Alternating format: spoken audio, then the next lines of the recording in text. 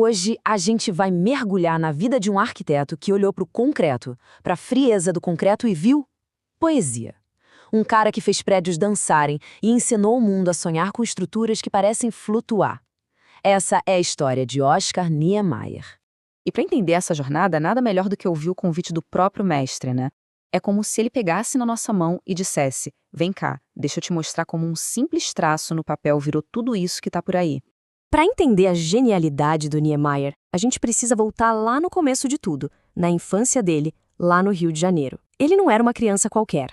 Enquanto os outros viam o mundo como ele era, a imaginação dele já estava, desenhando no ar.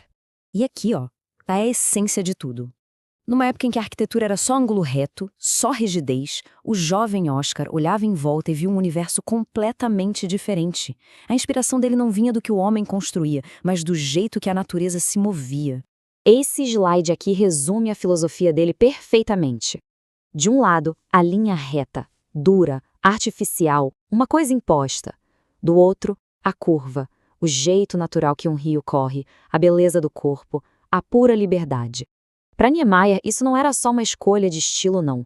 Era uma verdadeira rebelião. E aí, armado com essa filosofia, ele foi para a Escola Nacional de Belas Artes, pronto para bagunçar o coreto. E foi lá que a parceria dele com o arquiteto Lúcio Costa virou a faísca que ia acender uma verdadeira revolução na arquitetura do Brasil. E que trabalho, hein? A Pampulha foi, o primeiro grande palco onde o Niemeyer pôde brincar livremente com as ideias dele. A encomenda veio do então prefeito Juscelino Kubitschek e o lugar virou um verdadeiro laboratório a céu aberto. Olha só para isso. Essa igreja, ela foi um escândalo e uma revelação, tudo ao mesmo tempo. Em vez de torre e ângulo, ele criou essas ondas de concreto que pareciam conversar com as montanhas de Minas ao fundo. Foi aqui que a poesia de concreto dele virou realidade. E então veio o desafio de uma vida, um convite que parecia pura loucura, feito pelo mesmo cara que acreditou nele lá na Pampulha, mas que agora era o presidente do Brasil. A missão? Erguer uma capital inteira, do zero, no meio do cerrado. Pensa só, receber um convite desses. A audácia, a ambição, era algo gigantesco. Enquanto Lúcio Costa fez o plano piloto, aquele em formato de avião, pro Niemeyer sobrou a missão de dar alma para a cidade, desenhando seus prédios mais importantes. E foi assim que nasceram os ícones que hoje definem o Brasil no mundo. O primeiro, e talvez o mais simbólico de todos, o coração da nossa democracia, o Congresso Nacional, uma estrutura que, por si só, já conta uma história. E o simbolismo por trás dessas formas é simplesmente genial, nada ali é por acaso. A cúpula, para baixo, a côncava, é o Senado, um lugar de reflexão, mas fechado. A outra, virada para cima, para o céu, é a Câmara dos Deputados, aberta para a voz do povo. É a política transformada em poesia de concreto. Saindo do poder terreno, o Niemeyer nos leva para o espiritual com outra obra que desafia tudo que a gente pensa sobre igrejas, a Catedral de Brasília. A descrição dele mesmo é perfeita. São 16 colunas de concreto que se curvam e sobem, parecendo uma coroa de espinhos ou, como ele gostava de dizer, mãos em prece. A sensação é que ela é mais leve que o ar, conectando a gente aqui na Terra com o divino. E finalmente fechando essa trinca do poder, o Palácio do Planalto, a sede da presidência, de onde saem as decisões que moldam o país. O grande truque aqui, o pulo do gato, são as colunas.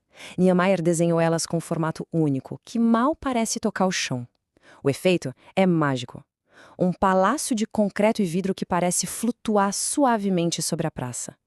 É a força do governo com uma leveza e elegância incríveis. Brasília, claro, consagrou o Niemeyer, mas a visão dele não coube dentro das fronteiras do Brasil.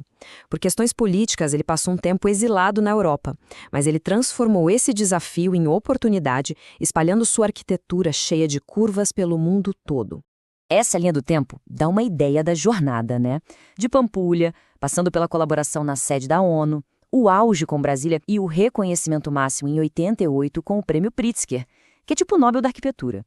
E ele não parou, continuou criando obras espetaculares como o Museu de Arte Contemporânea de Niterói, uma vida inteira dedicada a criar. Então, quando a gente olha para trás, qual é o verdadeiro legado do Niemeyer? Sabe, não é só sobre os prédios, é sobre uma filosofia, um jeito de enxergar o mundo e de acreditar no poder da imaginação. Resumindo, esses são os pontos que ele mesmo mais se orgulhava. Ele não só usou o concreto, ele reinventou o concreto. Ele não só fez prédios, ele ajudou a construir o sonho de uma nação. E nos deixou presentes como o mac, aquela flor que parece ter pousado na beira do mar. 104 anos. Para pensar nesse número. Ele trabalhou, desenhou, criou, literalmente até os seus últimos dias de vida. A vida dele foi a sua maior obra, uma prova de que a paixão e a imaginação, essas não envelhecem. E ele nos deixa com essa reflexão. Para Niemeyer, a arquitetura era uma ferramenta para inspirar, para surpreender, para lutar por um mundo mais bonito. E a pergunta dele ecoa até hoje para a gente. Olhando para os nossos desafios atuais, qual é o nosso grande sonho coletivo? O que a gente vai construir?